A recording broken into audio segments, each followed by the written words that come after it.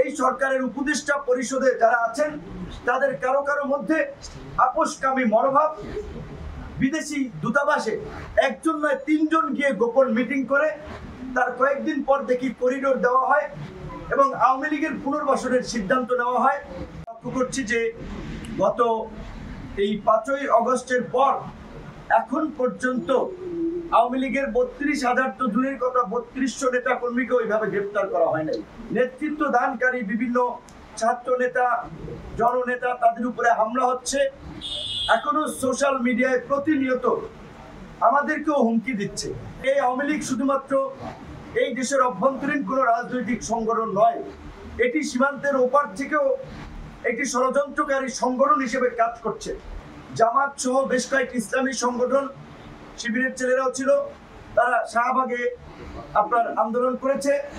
আমরা গণ অধিকার পরিষদের পক্ষ থেকে এই পল্টন প্রেস ক্লাব এলাকায় আমরা মিছিল সমাবেশ বিক্ষোভ করেছি। গতকালকে আমরা যমুনায় আমরা ঘেরাও করতে চেয়েছিলাম, সরকারের পক্ষ থেকে অনুরোধ করা হয়েছে যে আমাদের সম্মানিত মাননীয় প্রধান উপদেষ্টা বিষয়টি নিয়ে কনসার্ন, কাজে তার উপরে আমরা ওইভাবে প্রেশার যেন না তৈরি করি, কারণ তিনি তরুণদের কথা ছাত্র যুবকদের কথা শুনেই আগামী বাংলাদেশের একটা গতিপথ ঠিক করতে চান। আমরা সরকারের প্রতি আস্থাশীল হয়ে আমরা যমুনার ঘেরাও কর্মসূচি করিনি। আমাদের রক্ত ঘাম জেল জুলুমের বিনিময়ে এই সরকার গঠিত হয়েছে, কাজে এই সরকারের বিরুদ্ধে আবার কেন আমাদের ঘেরাও করে দাবি আদায় করা হবে? এই সরকারের উপদেষ্টা পরিষদে যারা আছেন তাদের কারো কারো মধ্যে আপোষকামী মনোভাব। বিদেশি দূতাবাসে একজন নয় তিনজন গিয়ে গোপন মিটিং করে তার কয়েকদিন পর দেখি করিডোর দেওয়া হয় এবং আওয়ামী লীগের পুনর্বাসনের সিদ্ধান্ত নেওয়া হয়। জনাব আব্দুল হামিদ পালিয়ে যান এবং রাষ্ট্রপতির এবং এই আমাদের স্বরাষ্ট্র উপদেষ্টার নাটকটা দেখেছেন, কিশোরগঞ্জের এসপিকে প্রত্যাহার করেছে। আচ্ছা, রাষ্ট্রপতি থাকে ঢাকায়, উনি ঢাকা থেকে পালিয়ে গেলেন, সেটার জন্য দায়ী হতে পারে ইমিগ্রেশনের কর্মকর্তারা, সেটার জন্য দায়ী হতে পারে এসবির কর্মকর্তারা, সেটার জন্য দায়ী হতে পারে পুলিশের ঊর্ধ্বতন কর্মকর্তারা। কিশোরগঞ্জের এই এসপি কি করবে? ব্যক্তি ডক্টর ইউনূসের কারণে এই উপদেষ্টাদের অনেকের বিরুদ্ধে এখন পর্যন্ত আমরা ওইভাবে আন্দোলন করি নাই। নাহলে এই উপদেষ্টারা এতদিন যেই সমস্ত পাগলামি করেছেন, যেই সমস্ত ভাবসাব দেখাচ্ছেন, এই উপদেষ্টারা সচিবালয়ে ঢুকতে পারতো না যদি আমরা রাস্তায় নামতাম।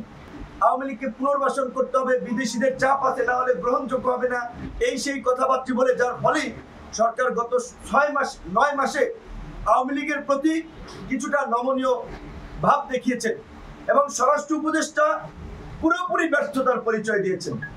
এই স্বরাষ্ট্র উপদেষ্টার দিয়ে কাজ হবে না, এই স্বরাষ্ট্র উপদেষ্টা পরিবর্তন করতে হবে এবং একই সাথে এই দুর্বল অনভিজ্ঞ এই উপদেষ্টা পরিষদ সংস্কার এবং নতুন বাংলাদেশ বিনির্মাণের কাঙ্ক্ষিত লক্ষ্যে পৌঁছানো যাবে না।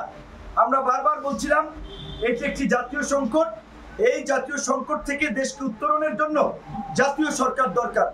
বিচার নিষ্পত্তি না হওয়া পর্যন্ত তাদের কার্যক্রমে নিষেধাজ্ঞা দিয়েছে।